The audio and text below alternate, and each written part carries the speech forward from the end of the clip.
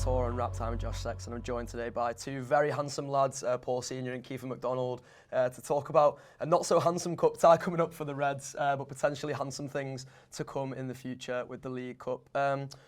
Paul, I feel like every time we're going into another League Cup campaign, there's always a bit of a conversation about, priorities and things like that. Listen, Liverpool have got far bigger priorities in the League Cup. I think that's always fair to say. It always feels like it's the lowest on the list of priorities. I don't know where you stand on the competition in general, though, and whether there's any need for sort of reform around it, I guess, because it's going to be low on the list of priorities for most of the big clubs ultimately. Do you think that's a problem? Do you think it's not a problem? It's a problem. I think you only learn when you see the fixture list. And I was thinking about this in advance of the show, really, is I've sort of, over the last couple of years, grown to love the League Cup more than the FA Cup, I would say. And I think my reasons for that are quite often where the ties fall, when the final is. And the idea is when you're in title races and Champions League races of FA Cup semi-finals, going to Wembley or whatnot, it doesn't feel that important. But where the League Cup comes and you've sort of done the business quite easy and early, if you can catch a decent run of draws early in the competition, you can almost find yourself in a semi-final without really thinking about that you've ever played in the tournament. Yeah. And I think that's the thing with it, is obviously a day out at Wembley is always welcome, but in the bigger picture for Liverpool, if that final was even between, I don't know, say you had Crystal Palace away and Man City, Tottenham, someone in the sort of top 8 clubs at home, I'm not sure if you were the manager of a top level football club, you'd be thinking, well, actually I'd love to win the League Cup in that week, where I think it's an awful sentence and it's quite elitist to say, but sometimes I think you think I'd rather just have the week off.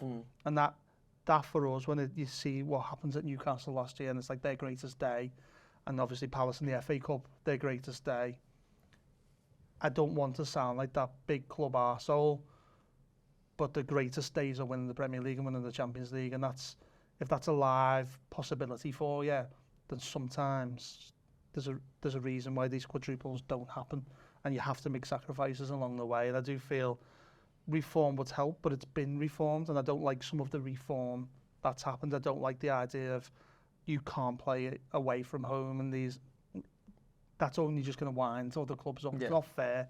If you're in it, be in it, and take it seriously and be in a proper draw. It doesn't need seen in that sense. But I just feel overall, I have grown to enjoy the League Cup a lot more. We've won it more than anyone. Yeah. And maybe that's why I feel the way I feel, because I've seen us win it so many times. But it does definitely need something to whet the appetite a bit more. Yeah, it's funny, isn't it, Keifer? Because I almost feel like I'm a glory hunter when it comes to the League Cup, in the sense that like it's always the lowest on my list of priorities. Liverpool have generally got pretty far in it the last few years, and got pretty far in it by not really overexerting themselves in terms of the top end of the squad. Paul mentioned some of the reforms and some of the sort of rule changes and things down the years. I wonder if there's a bit of like almost a holding pattern now, where they sort of see whether the changes they've made in the last few years are going to be positive. I think they've scrapped extra time as well, haven't they, in the early rounds now. It just goes straight to penalties, which of course sort of helps the bigger clubs with the idea of we don't want to be playing loads more games. You could argue it helps the smaller sides, because as you saw with Grimsby and Manchester United in that tournament in the last round, or the round before, it gives Grimsby a chance to just throw the dice rather than having to go through a grueling extra time where United have got international footballers come off the bench and stuff. So you wonder whether it is just that the League Cup sort of sits as it is now. Like I remember going into COVID times in particular, when it was proper behind closed doors football, and thinking this might honestly be the death of the League Cup, because how are you going to fit all these fixtures into the time frames we've got when seasons are finishing late and having to start again a little bit later and things. But it's managed to survive, and as Paul said before, in Liverpool's thoughts, it's been pretty prominent. Yeah, absolutely. I think as well, first and foremost, as a match-going fan, I think it's good. You talk about the days out that we've had. You think the 2024 final, all the days that Klopp had as Liverpool manager, that I think if you was to ask anyone who was was kind of there for the whole tenure, that was probably one of the favourite days. He said it was the proudest as well, didn't he? I think after the win, yeah. And it was obviously, everything that happened in the final, but you had all the young lads come through, and that was kind of like vindication for them. That was their moment, and you know, a lot of them are probably not still at the football club. You like Bobby Clark, who's struggled since, but like he'll look at that League Cup now and be like, wow, you know, I played my part. There'll be loads of players who similarly, you think like Lewis Kumas, all those players, Jaden Dans, whatever they have in their careers, they'll look at that League Cup and, like I say, whatever else they go on to achieve, that'll be like not the pinnacle, but it'll be a real proud moment to have helped to get onto a pitch at Wembley and help Liverpool won a trophy. I think it can be good because you see with Liverpool they have like big squads and stuff. I almost think like last season like it was a competition that really played Gakpo into form. You know, the season starts and a slot comes in. He has obviously Salah, Jota and Diaz as his first choice front three. Gakpo kind of comes in, uses the League Cup tie. I think he gets a few goals in the round against West Ham. And he scores I think at Brighton, doesn't he? And then all of a sudden he's kind of like that period. I think when we play that Real Madrid, Bayer Leverkusen, Man City, he kind of goes on a run, and he kind of almost played him into form. Yeah. You know, just by being in and around and having games to play and getting up to rhythm and speed. I think, as Paul says, at this stage of the season, you know, you play 2 or 3 games and then you're in a semi-final in January, and it's like it's not really too much hassle. It's easy to kind of box off and get towards a final. I think when you talk about incentives, I do wonder if there's something they could maybe do with Europe to you know, obviously there's so many English teams. Is it 9 English teams in Europe this year, or 8 English teams? It's a record number, isn't it? So I do wonder maybe if they could, I don't know, if they could sacrifice one of the league places and put the League Cup winner gets something like that, you know, higher up. But I think as well, like financially, I think it's only 200,000 you get, isn't it, for winning the League Cup and a Champions League game. I think even if you were to win any of the league fixtures, you get about 2 million. So that kind of tells why it has fallen, you know, so far down the pecking orders of top clubs, purely because, you know, in an era of FFP, PSR, whatever you want to call it, you know, the big thing that clubs are worried about now is making money, and the League Cup, sadly, you know, it's nice that you can have moments, but as Paul says, you know, when you get later on in the season, it might be one that you do sacrifice. But you know, you talk about the run-ins and FA Cup semi-finals and stuff like that, and you know, when you lose Premier League games, so for instance, if you're going neck and neck with Manchester City or Arsenal, you play a few FA Cup games, they might have played 1 or 2 more games more than you, and then all of a sudden that has like a psychological impact in the Premier League title race. But I think with this one, it's, you know, the quarterfinals are played the last week of December or thereabouts, and then obviously the semi-finals is January, really. So it's pretty easy and pretty early to get it boxed off. And I think what we have seen is it's the momentum it can provide, you know, for teams to go and win a trophy in February, March time. You only have to look at kind of like Newcastle last year, what it meant to them. As I say, with Liverpool, maybe they ran out of steam that year, but in previous years, you think of the year they went for the quadruple, that winning the League Cup was the first one, and you know, there's all talk at times the first of 4. Obviously, okay, they didn't go on to win as many as they would have liked out of the 4, but that was a real springboard for that final kind of, you know, 4 or 5 months of the season. So I'm a big fan of the League Cup, but I do think, you know, when you're looking at your list of priorities, it does always start at the bottom. And I think if Liverpool were to go out on Tuesday night, I don't think many people will be too bothered. But then if you win, it's like, all right, you know, see where it takes us, kind of thing. I think the prize is the thing to reform, isn't it? Yeah. And unfortunately, and Crystal Palace fans will probably laugh in my face at saying this, sometimes the trophy's not enough. And I mean that purely as part of the red cartel, almost, you know, and to pique your interest, if you're one of the bigger clubs who's got to focus on Champions League football through your almost PSR survival nowadays, I think it just creates an unimportant pathway to a final for some clubs. And that's the thing that does need to be reformed for me. So if you're looking at the League Cup and the FA Cup, because I think there's parallels between the two in terms of their importance, I think the winner of that, while England has that 5th Champions League place, I almost feel like they should go into a playoff against each other or something like that, which makes it almost like a qualifier for this, like a WWE style super match where they have, it's a £100 million match or something like that. And obviously the winner of the League Cup could be Liverpool, who could also be champions and could also have won everything domestically. So I don't know how they quite get the sort of positioning of that correct. But there has to be a way where that League Cup is just incentivised, whether it's you go and get a mad sponsor who really do offer an enormous cash prize for it, or I don't know exactly what the thing is, and the market is out there, I'm sure. But you see in other sports now where the game that once was great and they try and rejuvenate it, there has to be that golden thing at the end of it. And as much as a trophy is nice in football, the bigger picture now, including everyone has to be really involved in football finances, you've got to get your ducks in a row and of importance. And it's sad that getting to finals isn't as important as finishing fifth in a prem, because fifth is failure. You know, ultimately, and winning a trophy isn't. But fifth is more important, and that's where football is getting things wrong for me. I mean, what is it? The minute is it Conference League or Europa League you get for winning the League Cup? Is it I think it's Conference League, isn't it? For I'm winning not, the League Cup yeah, now, I'm not sure. The FA Cup gets Europa League, doesn't it? But yeah, maybe it's Conference League because Palace was Europa League, wouldn't it? But they were FA Cup winners, weren't they? So FA Cup, yeah, sorry, my bad. Newcastle wasn't yeah, but Newcastle got Champions League, and that's what pushed everything. So maybe down. if there's a thing like Paul says, where you play the League Cup and then why England got that fifth Champions League place, and obviously if the team is already qualified for the Champions League, then it may be the team who finished outside, if that makes sense. So maybe you bump then the Europa League winners up or the seventh place or whatever it is. But I just think it's, in a time of PSR, FFP and stuff, it's just sadly those moments. Like I'm sure if you said to Palace, you win the, you win the FA Cup as you do last season, probably the greatest day, or certainly the greatest day in their history, and you don't get Europe, they're not going to be like, oh, we don't want that then. They're just there for that day at Wembley, and everything that comes with it is a bonus. At least the fans are, yeah. Exactly, but I'm sure when it got to the quarter-final stages, Palace are looking at that and thinking, all right, well, we win the FA Cup, but the bigger picture is we get into Europe.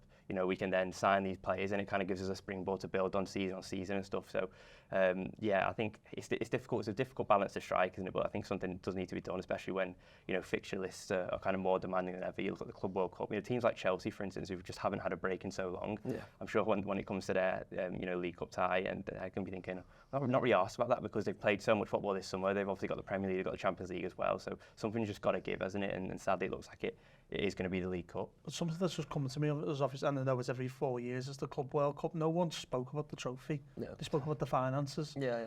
And that the biggest league in the world is by an absolute distance the Premier League. So English football is the pinnacle of football globally at the moment. So surely to God, if you're running that competition, you can get enough interest in putting Mohamed Salah on the pitch because it's more important to draw the global audience rather than.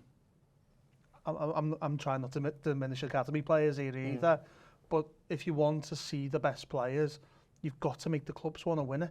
It's got to be important, and as I said, it's an absolute tragedy that we sit there and go, well, trophies aren't important, but there has to be that golden nugget at the end of it, and I don't know what that is, but boxing's a great thing. It's like they did the Riyadh season thing that they do over there, and how did you make that fight happen?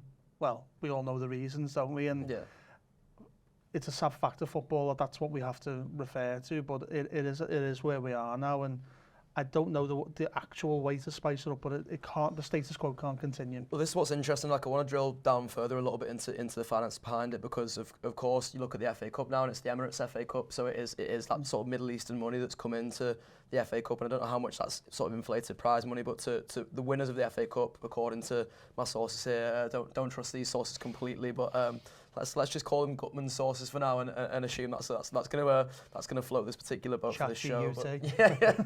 But, but apparently the winners of the FA Cup get 2 million in terms of prize money. So it's nonsense. If that's a thing that's backed by 4 weeks wages for Mo Salah, it can't be an incentive. If Liverpool get Carabag in the Champions League, they'll get more than they would for winning the FA Cup. Sorry, go on, Josh. But I was going to say, so even worse than Keifer. I think you said 200,000 before. It's actually 100,000 for the winners of the FL Cup. So that's obviously, it doesn't include gate receipts. So apparently in the League Cup, the gate receipts are shared between the two teams at Wembley, and that's generally around 2.2 million. So Erling Haaland, for example, would earn more that day. Yeah. and how can that ever be? But it's a really crude point. But this is I guess the worry is the direction you then go in, because, for example, the Spanish Super Cup, I think, is now being played abroad, isn't it, rather than in Spain? Do you go down that route maybe, and that's a way to sort of inflate the cash behind it?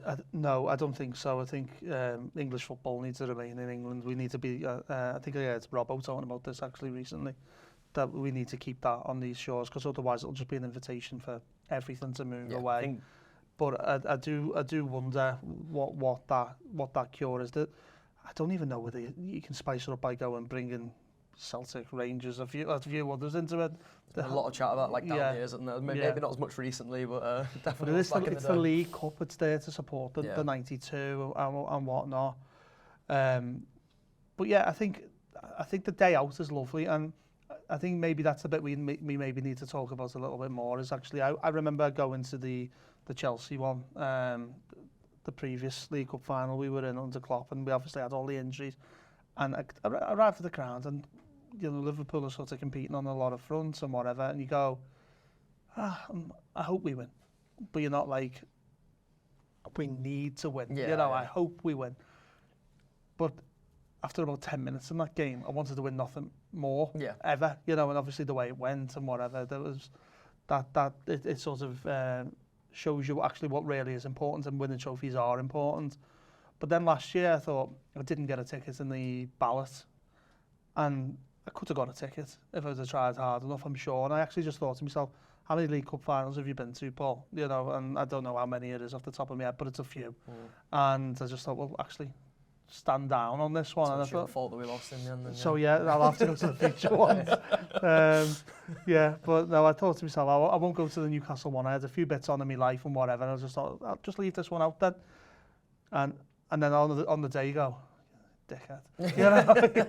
Why aren't I there? Yeah. But yeah, it is an important thing to win trophies, and there's no better feeling really.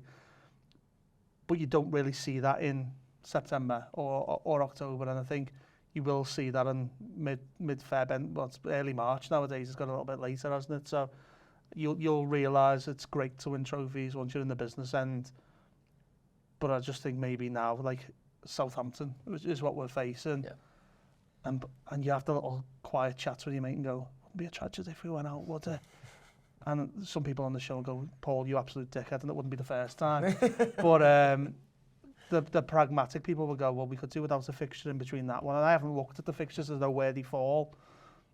But you've got to think, well, we really want to, how do you win the two big ones? And you can hear the whispers last week. Arne Slot realised he needs to rotate more in the Champions League group stages. How the hell did you rotate against Atletico Madrid? You had to with substitutions. But you can't rest. You can't treat that game and then Marseille away. Do you think that's going to be a cakewalk, or Galatasaray? Not Frankfurt, an unbelievably difficult game. Really tough, aren't they? Yeah. So like, or that could go right down to game 8 where you've had to play your first 11 every time. And I mentioned that Crystal Palace fixture before. Well, I was listening this morning to see they haven't lost a game in 17 games.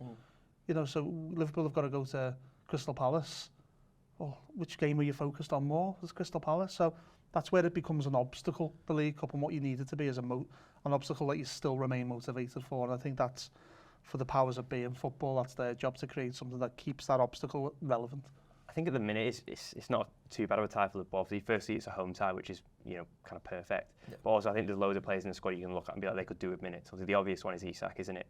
But even like people like Rio and Gamoa, we've seen him. He came against Newcastle, obviously did his thing. I keep thinking about the keeper, Mohamed Ashfili, because we've barely seen him kick a ball in anger at the moment. Well, he's got a fresh haircut, hasn't he? So we know that. So he'll probably be starting tomorrow. But people like him, you want to see. Even Frimpong, he's obviously had his injuries, come back, done well, but didn't play against Atletico Madrid. He'll need minutes. You've got the Robertson-Kirkes dilemma. So you want to keep people sharp for these Champions League games that we are talking about later down the line. So I think at this moment in time, it's kind of a happy fixture for Liverpool, because they've got enough players to kind of satisfy everyone. Even people like Wataru Endo, Curtis Jones has done well in his last couple of substitute appearances. I'm just with you doing that. I was literally going through the team in my head going, well, actually, I can see 7 starters. It's not being that strong. Really stronger than I expected. I mean, even he said on Saturday that the lads who played the 390s over the last 7 days, obviously they'll be nowhere near the squad.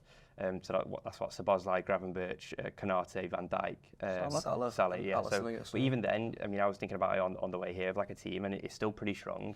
You're probably looking at a midfield two of Jones and Endo. Then you're looking at Isak, the most expensive player in British history. And you've got Ngamoa. Possibly even Verts behind Isak as well. So you could see Bradley and Frimpong. Yeah. You could see Frimpong in an attacking role, because really they both need minutes. Yeah. And that's kind of one of the solutions that when Salah's away for AFCON, they've kind of been taught that Frimpong might be higher up.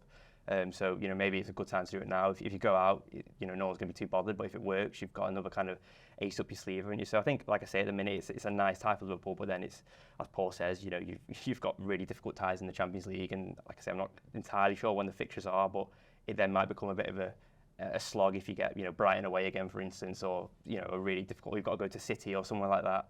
You know, they should go to United, but obviously they're not in it. But, you know, you get a tie of that kind of level.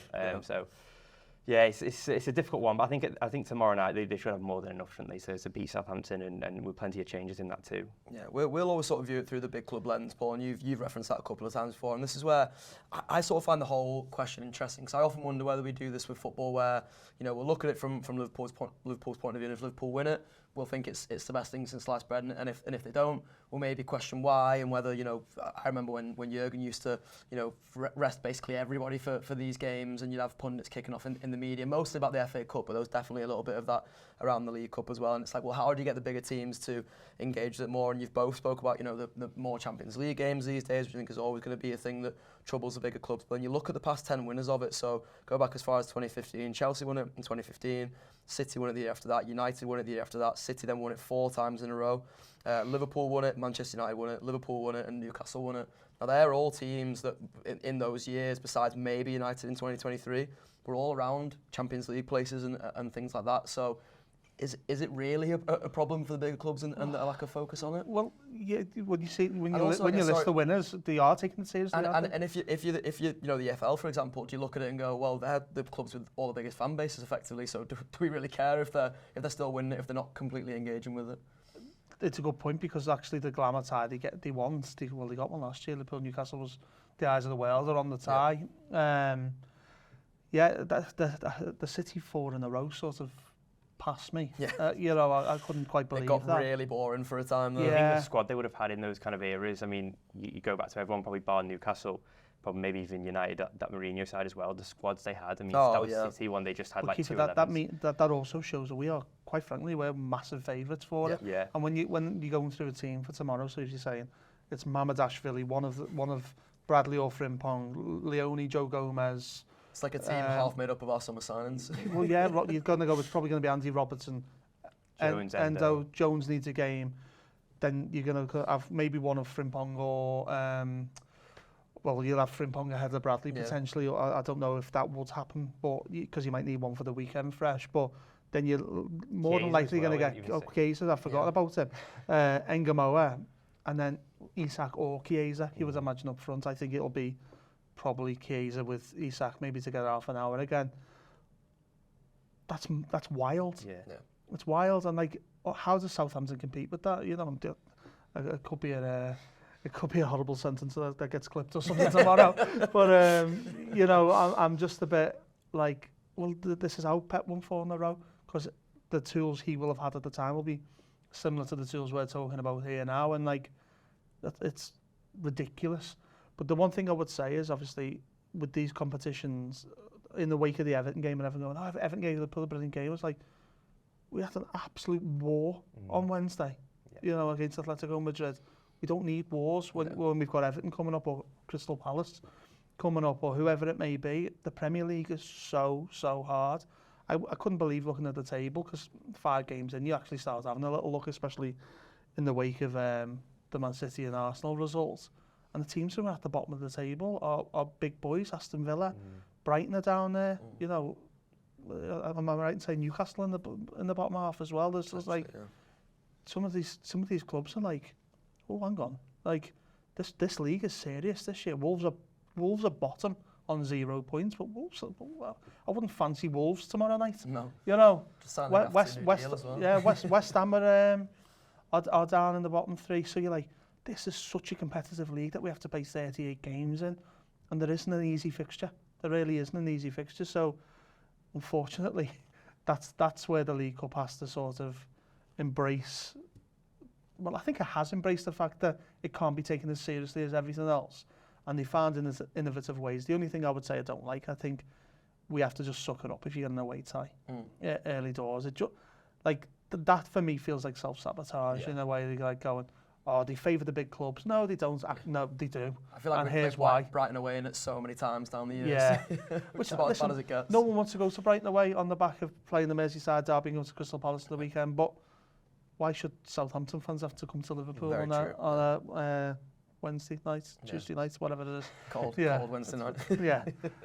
And that's the thing, Keith. Like I'll pose you that same question about whether it really is a problem for the big clubs, because it seems, judging by the past winners again, that maybe it isn't, at least for one of them who makes it all the way. But whether it's a problem that the smaller clubs sort of aren't necessarily going for it, and is there enough incentive for them to go for it? Like I think of so many of those draws, as it feels like, or at least last season when you draw Brighton away early in the competition, you're thinking, God, it's going to be really tough to go there. It's a tough place to go anyway. They're a really good team. They'll be up for it because surely they'll want to win the League Cup. And actually, what you find, and Paul referenced it in terms of the depth of the league now. Before, they'd rather finish higher in the league than go far in the League Cup. They still don't fancy their chances when they get to those. £10 million a place.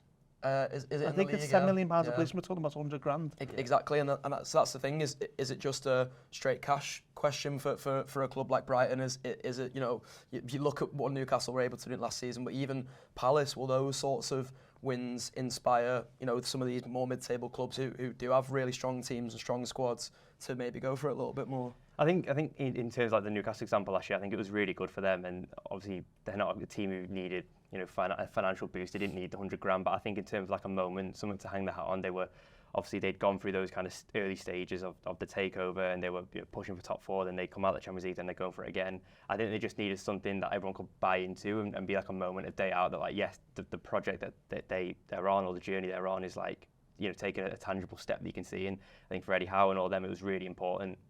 I think that's why obviously we saw at Wembley last year, it was a huge day for them. It was such an emotional day. But I think you're talking about other teams and stuff. If I'm Crystal Palace this year, and I've been won the FA Cup last year, I'm not thinking, all right, let's go and win the League Cup again this year. I'm thinking, well, how far can we go in Europe? But like, can we also qualify for Europe again via the Premier League? So that's kind of, you're not looking at the League Cup, and even the teams who are out of form, you're thinking of like, I don't know, West Ham, for instance. Potter, you can't buy a win at the moment, can he?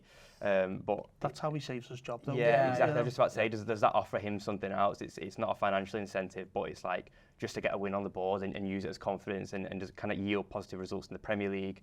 But then the flip side of that is, I'm not sure of their fixtures, but if they've got a really tough game on the weekend, either side, it's like actually the League Cup all of a sudden becomes the less of the important games.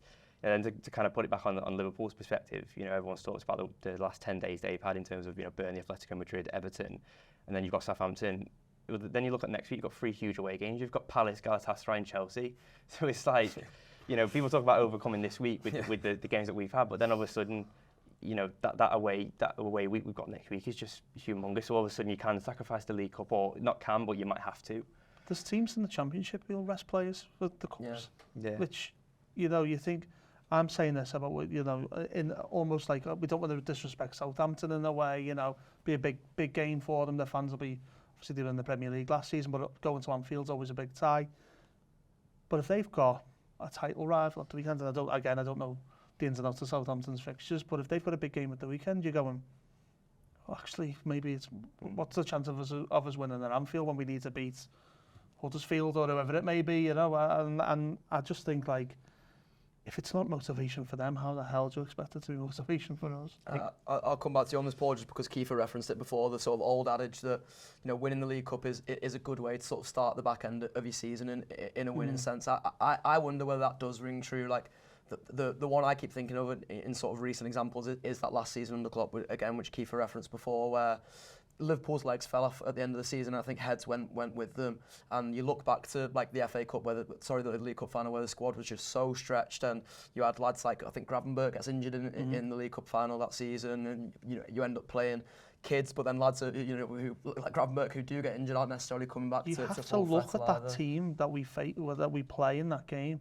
That game is wild. Yeah. The way we had to do it in the subs we had to make, it was all fitness based, and it looked like a hospital having a fire. Do you know when Liverpool won, Núñez doing that mad run, they were all hobbling about. I think Trent in a boot or something like that. There's like, we had so many injuries, and we obviously, that's what made it so, because the likes of MacDonald and whatever did so well in that game. But like, we almost sort of just went, Chelsea have it, in the wider sense of things, because it did sort of cost us. Yeah.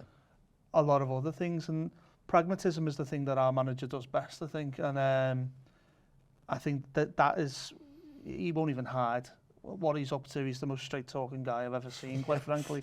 And I love that about him, but he'll tell you exactly where his priorities were. He said it at the weekend, you're not going to see these players.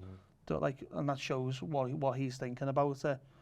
But I don't know who the Southampton manager is, but I'm sure he... Will Still, isn't it? Oh, of course it is Will Still, yeah.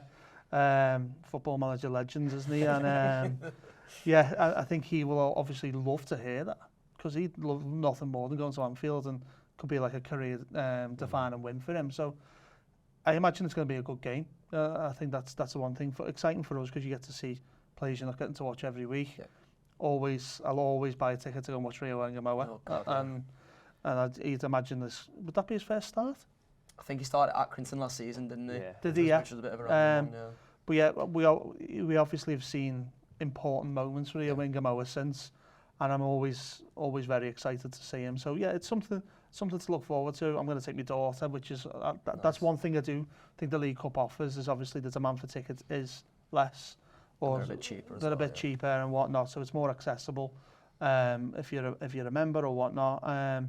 So I'm looking forward to doing that, and I think that's a good way of blooding kids around our Daisy's age, who's 10. You know, if you've got a kid 6, 7, 8, 9, 10, it tends to be a lot of people's first games, and it's almost important to remember that for them, that Anfield should turn up, and I'm imagining it'll be a sellout. So I think it always is for the Reds, isn't it? And yeah, I'm looking forward to it, actually. I've taught myself into enjoying this. I think that thing of the fandom as well is really important, that Paul talks about, is like, I think that's why the League Cup kind of feels quite special, is because, you know, people who maybe don't get tickets to the Premier League games, you know, they can get on the Cup scheme with the League Cup. It's a lot more accessible. So by the time, you know, you do get to the Wembley final, you might have played 2 or 3 home games. It feels like it's been the same people, it's been consistent. You know, the chance for them to kind of be in the ballot and get a ticket for Wembley, you know, it's not saying people take it for granted, but, you know, maybe people who've been to like 9, 10, 11 League Cup finals, a bit like, oh, just kind of... Paul. Yeah, exactly. It's that kind of like that nice luxury, isn't it, that comes with it. And maybe it's you get people of like less experience of a younger age, and they kind of buy into that journey of the League Cup. It's, you know, a game every 6 weeks or so, but at the end of it, it's like, you know, your reward is you get to go to Wembley. You've got a good chance of going to Wembley. No, and that's why I keep sort of apologising for things I'm saying. It's a bit like, I understand going to Anfield, whether it's for a Premier League, a Champions League game, a League Cup game, whatever, a friendly, a Legends game. For some people, it's the biggest thing in the world, and you can't diminish that. Going to Anfield is special at any night, even if you've been 1,000 times. And I think that's the one thing I do like about these cup competitions is the access, and people you see. The person you've sat next to at the ground for 20 years brings the little lad for the first time, or the little girls come along, and they're having they're stood on the seat and they're having that first experience at Anfield.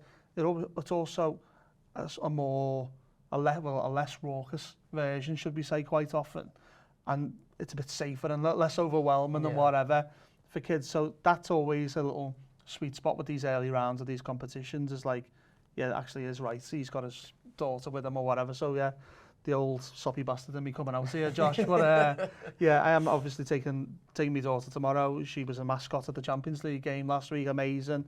So she's really like, hey, can I? She wants to go all the way. Yeah. Like, when am I going? Because I know you've got a little season ticket there with my name on it. So yeah, it's right. I can't wait. Paul's also on the coaches to Wembley in February, by the sounds of it. A chance for the kids tomorrow night to maybe see Alexander Isak in action, which is always exciting. The British record transfer maybe lining up in the League Cup third round for Liverpool, and that makes it all worthwhile, doesn't it? I think we've decided between us that we think the League Cup is worthwhile. Let us know what you think in the comments down below, or wherever you're watching this, wherever you are getting this podcast from us. Make sure you do let us know and join in the League Cup discourse. I'm sure it will rumble on forever. Nice one to Paul, nice one to Keifer, the Reds.